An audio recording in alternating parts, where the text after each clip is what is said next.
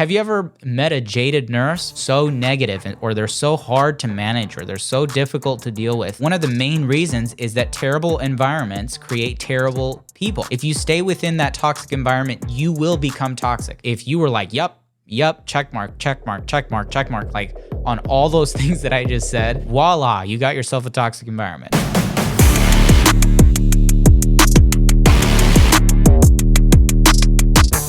This is the Nice Veins Bro podcast, the #1 podcast for nurses who want to live that next level life. I am Nene Pablo, host of this podcast, registered nurse, and creator of Nice Veins Bro.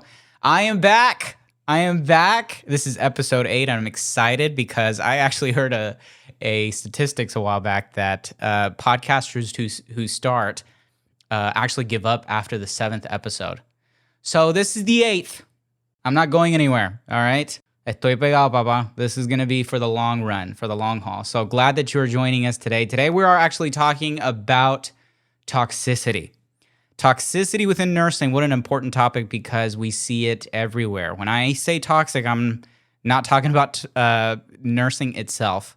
Praise the Lord. The actual profession itself is not toxic. It's elements in the profession that are toxic. And I'm talking about things that make you cringe when you think about going to work. Not necessarily the kind of work. If you actually hate the kind of work that you do, maybe it's that you're just not aligned with your right purpose with your life. I'm talking about the people who love what it means to be a nurse, but get a pit in the stomach when they talk about or when they think about going to work. They feel like they want to run away the other direction. That is toxicity.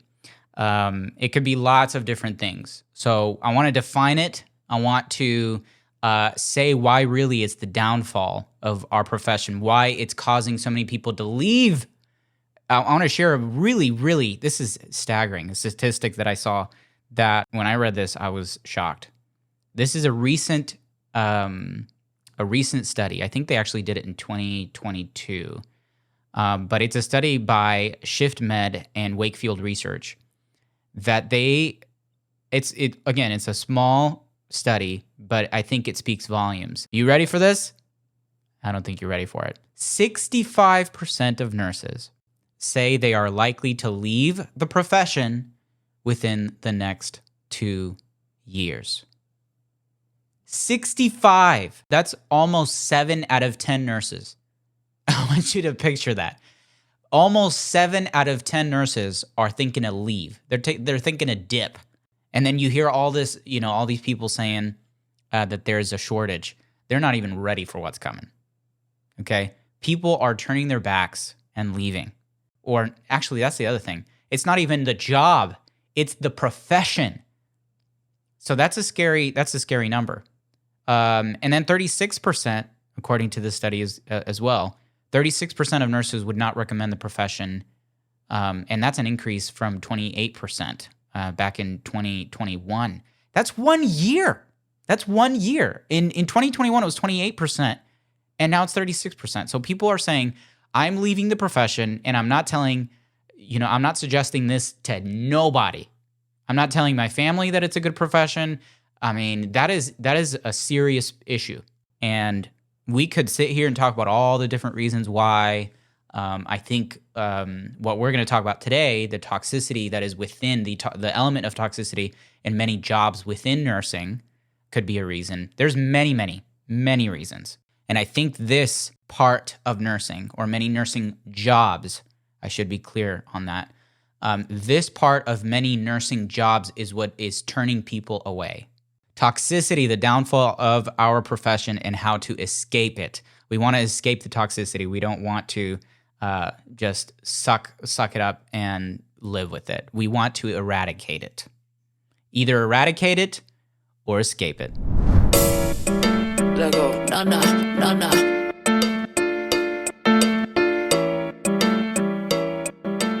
Hola mi gente, everybody has a crazy nursing story to tell. If you want to share yours with the world, send it to me.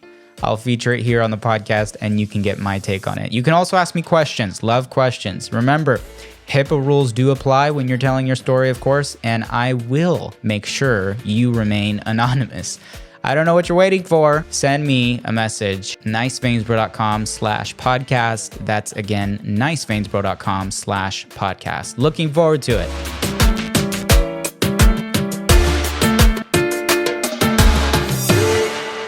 All right, so there are many kinds of toxic elements to nursing.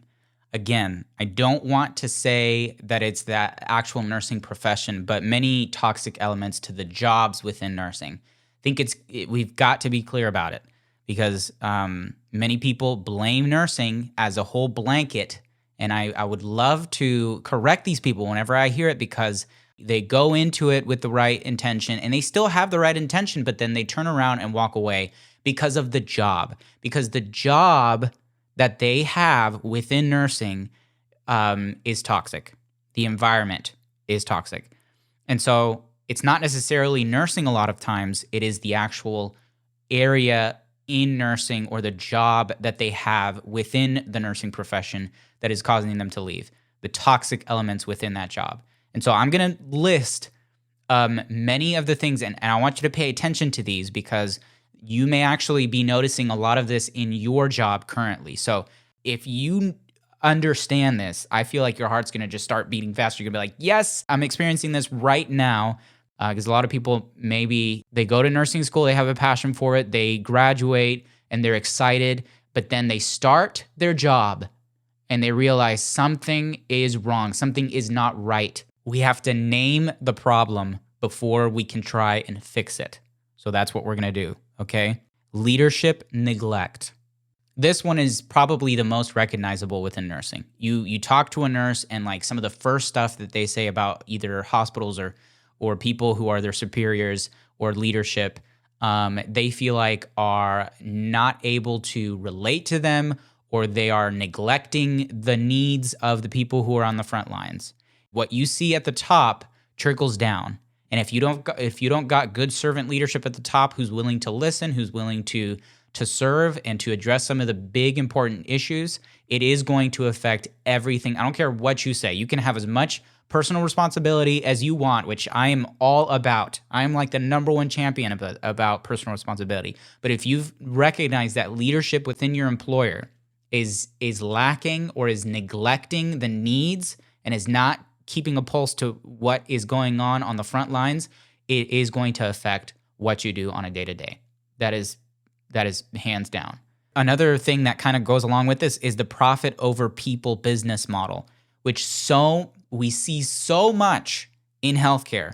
And I tell you right now, the people who go through nursing school, most of them, I would love to say that most of them go with the right heart to help people. Okay, and it takes a lot to say, I'm going to dedicate my life to do this. And so it is definitely people over profit. We talked about this in our last series about what it takes to be a real nurse.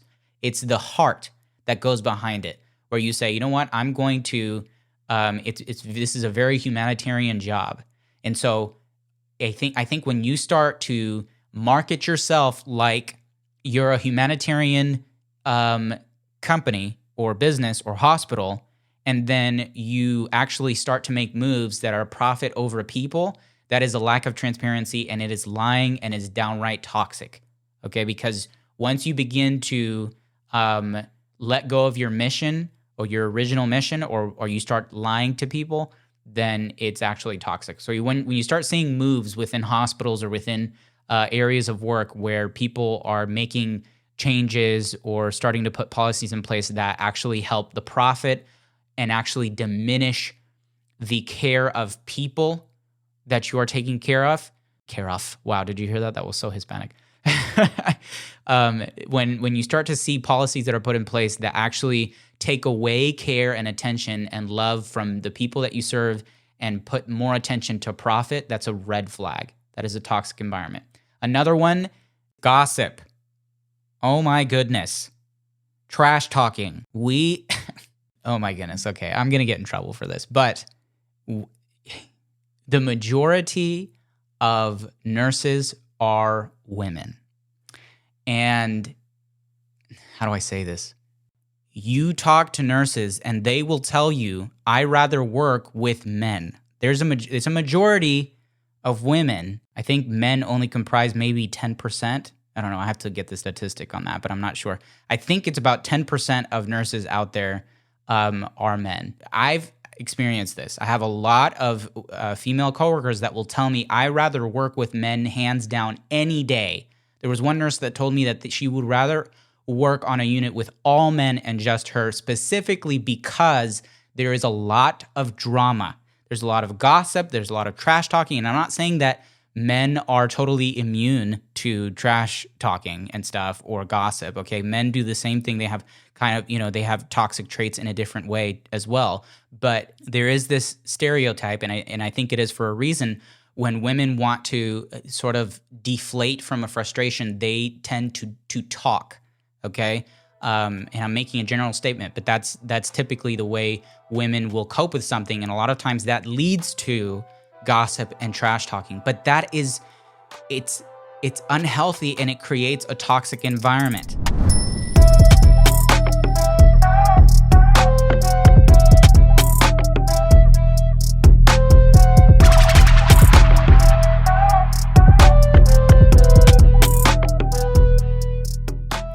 Another toxic thing is the poor work and life balance. And a lot of times that is an expectation from an employer. Like they don't respect the boundaries that you've put in place for your own personal life.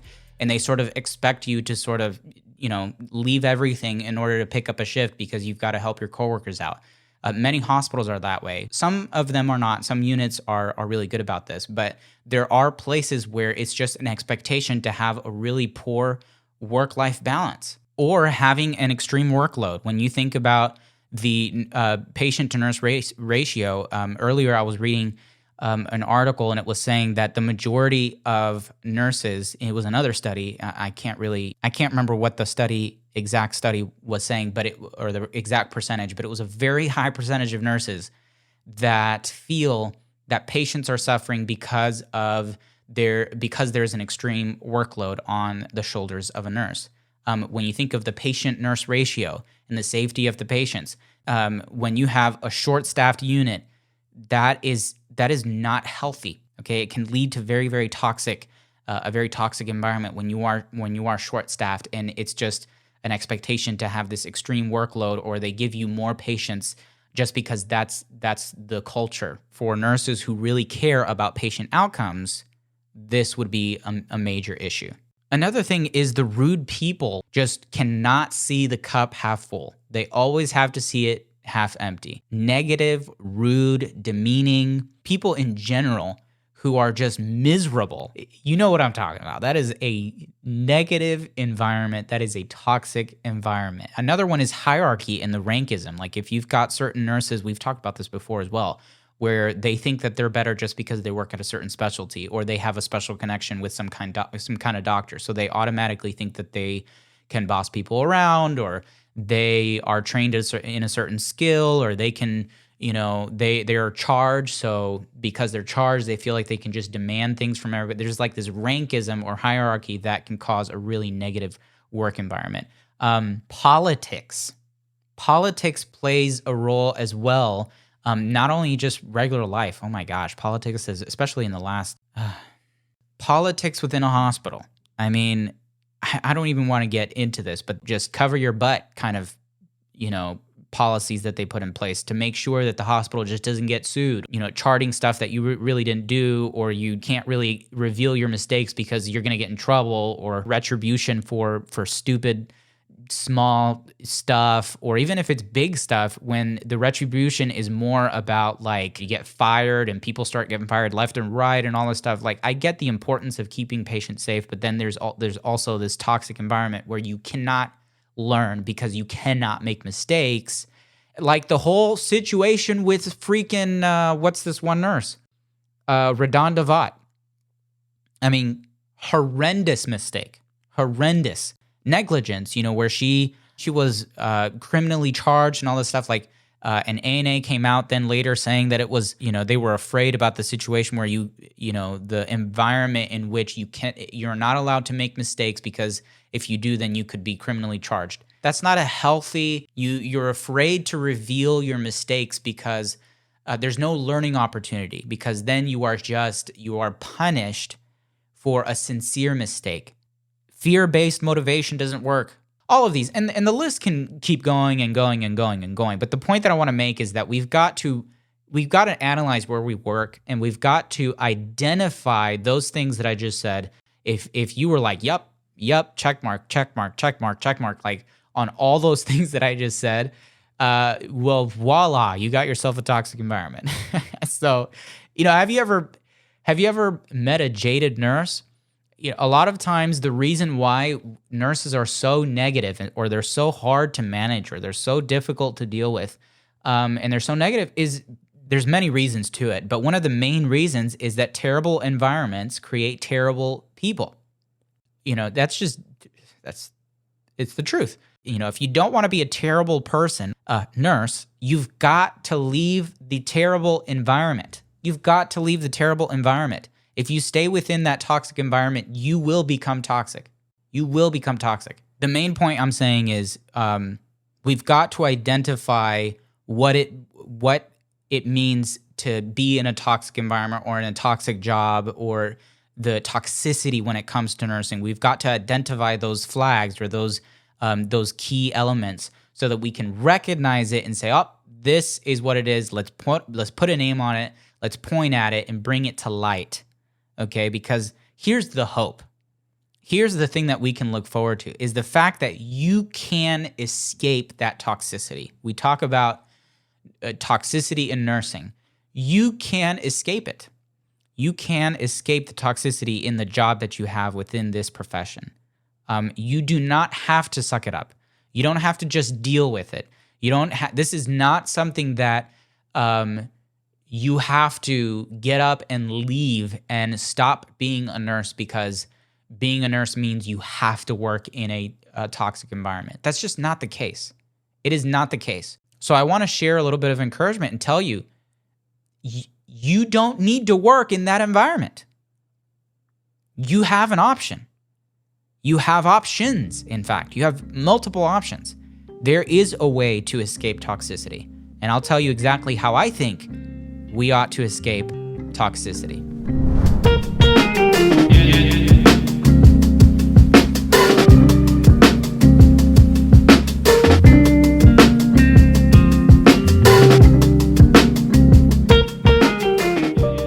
Well, let's talk about it. Let's dive right into the solution because I'm all about the solution.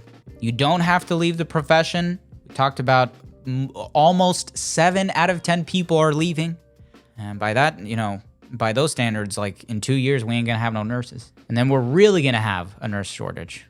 So you're listening to this podcast and you're saying to yourself, all of those elements that you mentioned before about identifying toxicity and what it means in a job within nursing. And you're just like, you are describing my current position, my job. And I've been here for a while and I do not know what to do because if I stay here too long, like I said, terrible environments create terrible people. You feel like you cannot escape. You can. And I want to share with you what I think is helpful. It's a 3-step process. You start with step 1, and that is to evaluate. Step 2 would be to speak up. And then step 3 would be to leave. So let's talk about that. The first one is evaluate. What do I mean by that? It's probably you. Oh, what else would you expect from me? I'm the personal, responsibility guy. The first thing would be to evaluate. Evaluate whether it's you. Am I contributing to the toxicity? Bashing other people? Am I talking negative about certain things? Am I spreading negativity instead of positivity on my unit? That's a serious question, and some people are not willing to even ask it, let alone be honest with themselves. Maybe it's not the entire workplace that is toxic, and maybe it's like one person or several people. In that case, a better approach would be to deal with that issue, that localized issue, and maybe have a conversation. Pray about it. If you believe in the power of prayer, and I certainly do, that is the first line, basically. That's the first step. And it's the easiest thing to do as well, is to talk with God about it, ask him to change your heart, And then you can even ask him to change theirs. Lord have mercy. The second thing that we talked about is speak up.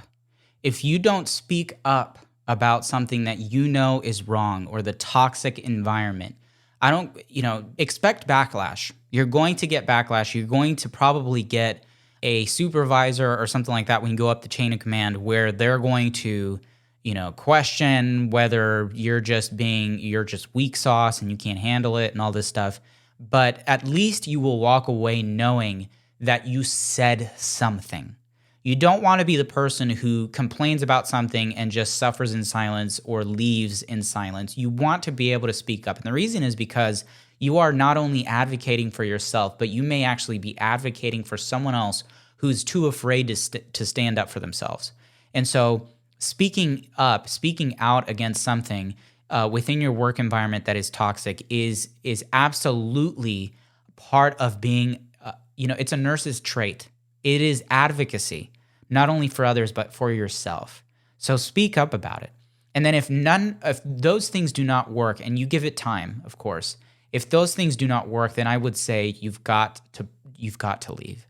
And this is probably one of the hardest things to do because you may love what you do on a day-to-day basis. But if you know that the environment that you're working in is actually creating you to get jaded over time, which I think happens to many nurses, then it actually affects not only you as a person, your body, mind, and spirit, but it also affects your practice. It affects the approach that you have for every other patient, depending on your care for the future. That's how serious it is. The current toxicity that you are working in affects how you will view everything, moving forward. And so the longer that you put yourself through that toxicity and say, well, I just need to muster up the strength to just endure, and just ignore and all this stuff, you've got to have that balance and you've got to say, no, okay, I'm drawing the line here and it's crossed and it's now time for me to leave because your growth will be stunted. And you can't let that happen because it's not just affecting you, but it's affecting whoever you will take care of or interact with in the future. So this is critical. And the way to do that, to jump ship, is to do it in a positive, in a peaceful way. You don't want to leave and contribute to the toxicity by leaving and flipping off the manager as you walk off the unit. It's not leaving in peace. You want to be able to leave in a good way without burning any bridges, with dignity and with respect to those that you are leaving behind there. Because that is what a real nurse, a good nurse would do, okay? So you want to strategize, make a list. I would say make a list. If you are working at a place where it's very toxic, make a list of your options or the positives and the pros and cons of working there as opposed to trying to get another job. Make a list, and if you've got way more cons than pros, I think that's a clear green light for you to step on out of there. But yeah, strategize the way that you want to step away from that. Maybe in order to make a smoother transition, if you want to change, working from a hospital to a clinic or something, maybe you want to go PRN at the hospital. I know many people, I actually did that. I'm still PRN at the hospital, but it's a great way for you to, okay, now I'm going to lower my hours. And since they're always short staffed, you can always pick up. So it's not like you can't pick up, extra hours if you need to make more money while you're sort of trying to look for a new job. But the point is that you're transitioning to a different role and you don't just cut it off, cold turkey. So I would say that evaluate your situation, pray about it. Maybe it's you, and speak out. Make sure that people are aware. And a lot of times when you do speak out, other people will back you up. So speak out. Don't be afraid of the backlash. Expect it. And then, number 3 would be to just leave. Just leave the situation so that you can grow in a different place. And it will probably be the best decision you've ever made in your life. I know people who say that when they left a toxic environment, it transformed their entire life from then on moving forward. So it may be the scariest decision, but it may be the best decision you could ever do for you and for your practice and for the patients that you will see moving forward.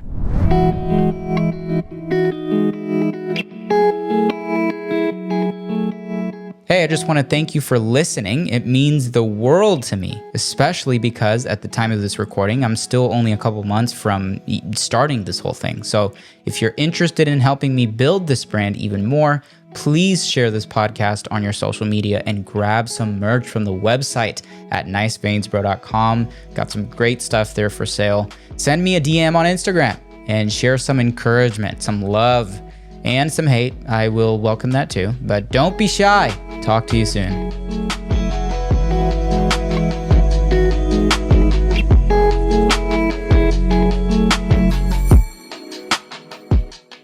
My goal with this podcast is really to help you live that next level life. I really want to send a message to the world to say that nurses live fulfilled. They live their best life. They are happy. They're full of joy in life. They live vibrantly. And so that's my goal when I talk about these things on this podcast. If you believe in that mission and a lot of what I said resonates with you, or you feel like someone can benefit from some of the stuff that we talked about today, I really want to encourage you to share it with someone. You want to help build this brand, share it with someone. Send it to someone on your social media, or text someone and say, hey, you ought to check this podcast out. I would really, really appreciate that. That's it for this episode. I want to remind you to be a positive force within healthcare and society. Que Dios me lo bendiga.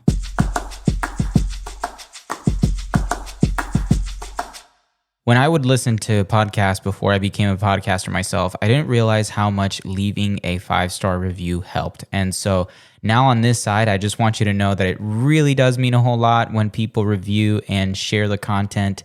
So if you enjoyed it, please share it with somebody and leave a 5-star review on whichever platform you use, Spotify, Apple Podcasts, etc. And if you're interested, you can also find us on social media at niceveinsbro, or shop online at niceveinsbro.com. My personal stuff you can find under Nene Pablo, which is spelled NENEPABLO. I spend most of my time on YouTube making vlogs and videos, and on Instagram. So I would love to connect with you. And remember, be a positive force and influence within healthcare and society. It's all about God, wellness, and purpose here. Thank you for listening.